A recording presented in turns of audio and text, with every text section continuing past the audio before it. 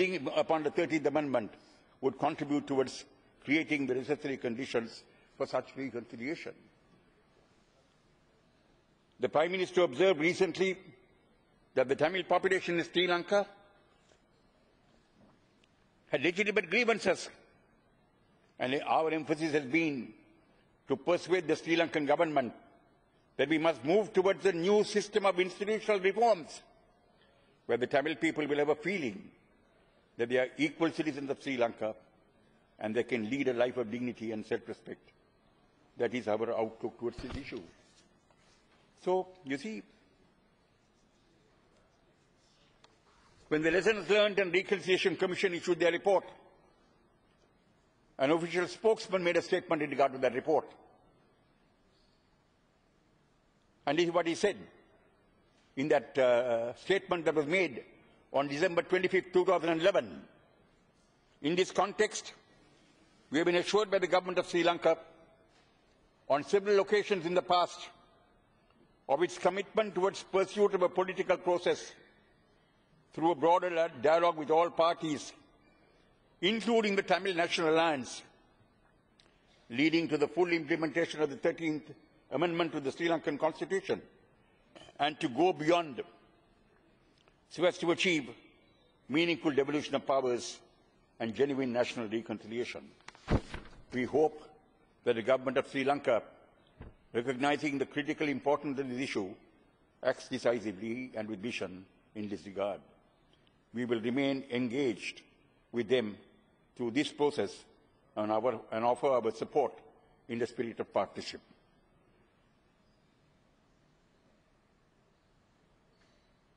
We have also noted the government of Sri Lanka's intention to set up a mechanism to carry out further investigations relating to instances of alleged human rights violations and incidents, including loss of liberty and life. It is important to ensure that an independent and credible mechanism is put in place to investigate allegations of human rights violations as brought out by the LLRC in a time-bound manner.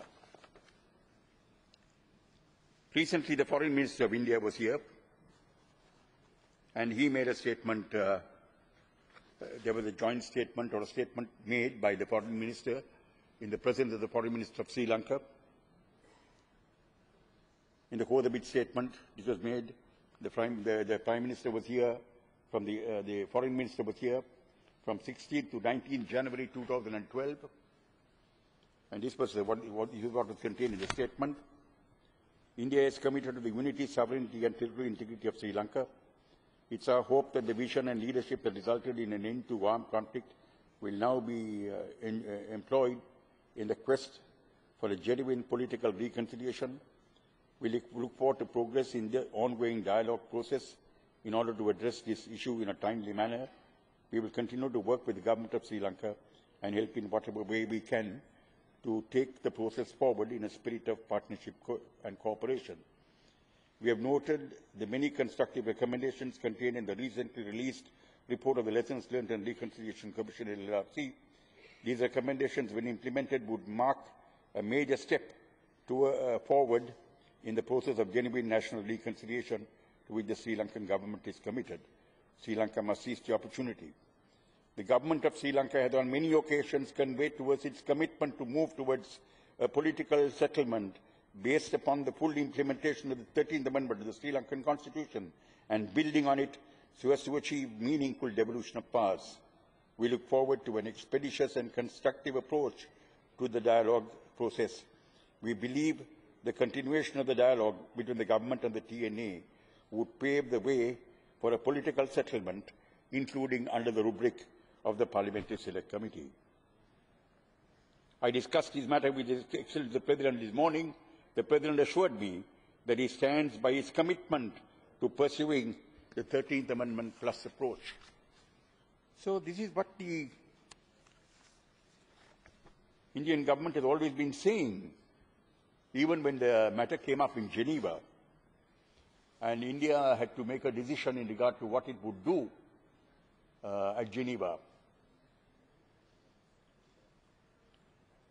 Prime Minister Manmohan Singh made a statement in regard to that matter.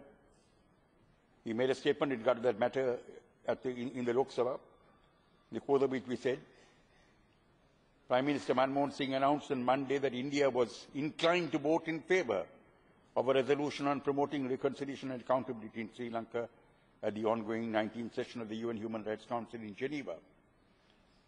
Went on to say, and this is important, that we hope will advance our objective, namely the achievement of the future for the Tamil community in Sri Lanka, that is marked by equality, dignity, justice and self-respect. So the achievement of the objective was one of the factors that influenced India to take the decision to vote for the in favour of the resolution of the Human Rights Council. India has emphasized to the Sri Lankan government that there should be a genuine process of reconciliation to address the grievances of the ethnic Tamils and implement the recommendations of a high-level committee whose report was tabled in that nation's parliament. For lasting peace, India has asked the Sri Lankan government to stand by its commitment to broaden the dialogue with political parties, including the Tamil National Alliance, to achieve a forward-looking and meaningful devolution of power and genuine national reconciliation, Dr. Singh said. I think on the next day, Prime Minister Manmohan Singh wrote to President Rajapaksa to explain his position in regard to the decision taken to vote for the resolution. And this is what he said. India, he said, spared no effort and was successful in introducing an element of balance in the language of the resolution. He went on to further say, Prime Minister's letter reiterates India's conviction that a meaningful devolution package building upon the 13th Amendment would lead towards a lasting political settlement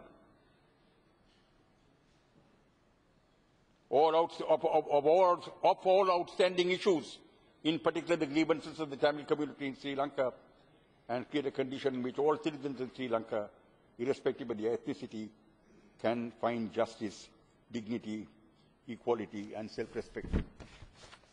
So India has been very persistent in this matter.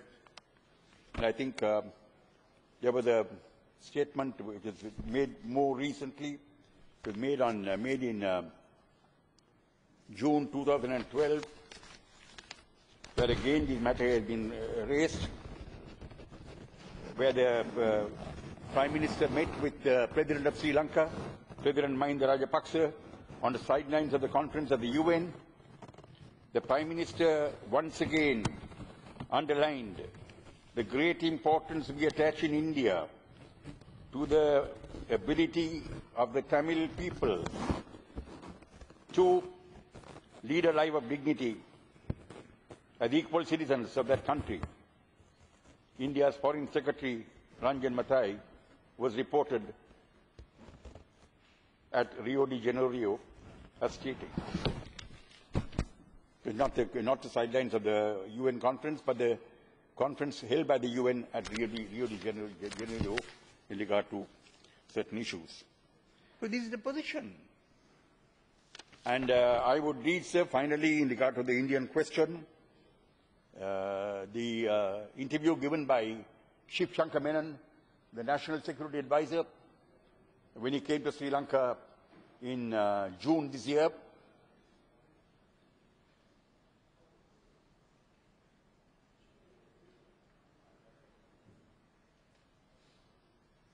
The hopes of Tamils could only be accommodated through a political process, even an internal political process. We have to also look at that. It's a process that has ramifications for all of us. And it's not something that started today or yesterday or a few years ago. It started 60 years ago. And India knows about it.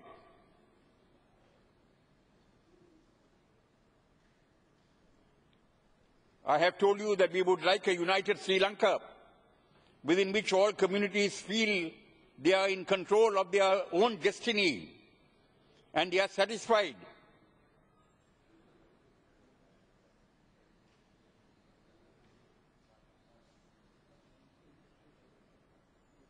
So you see, sir, that is the position of India in regard to a political solution.